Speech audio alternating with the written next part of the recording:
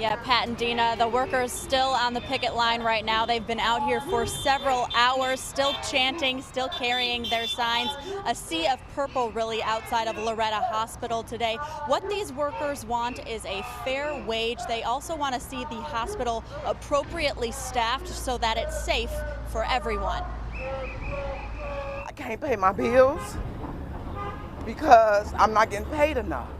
So I have to do double shift to make ends meet. A sea of purple outside of Loretto Hospital Monday as the union SEIU Healthcare and the hospital failed to reach an agreement, driving workers to strike. Workers say the hospital is in a staffing crisis. We've had many incidents because of short staffing. We've had people critically injured that has not been able to return to work. Members of SEIU are asking for an increase in the minimum starting wage to fill vacancies at the hospital.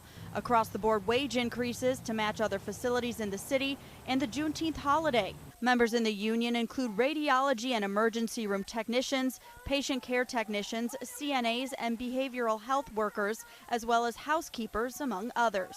Today, state and local leaders rallied with workers for a fair deal. They got the money. I don't want to hear the excuses. We sent them millions of dollars.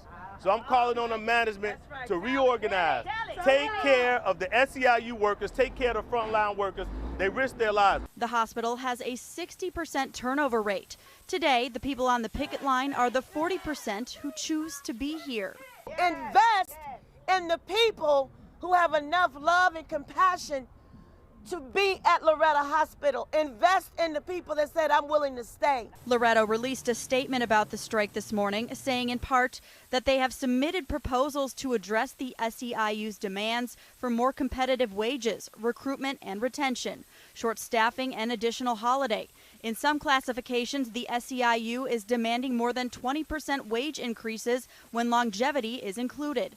If union members strike, it's solely because they want impractical first-year wage increases. The union's response? $17 is not an impractical starting rate of pay for hospital workers in the city of Chicago. $19 an hour for a CNA is not an impractical starting wage for the city of Chicago. We're not asking for a heck of a lot. All we're asking is that you be fair. Yes. Step up, Loretto. It's time. Let's go. And representatives with the union say they were told by hospital staff that money allocated by the state that was supposed to help with retention of staff members and training is going to be used for capital improvements and debt. The hospital has reportedly spent $1.5 million on temporary workers while these workers are on strike, and we are expecting an update from the union later today. Reporting live in Austin, Alyssa Donovan, WGN News. Thank you, Alyssa.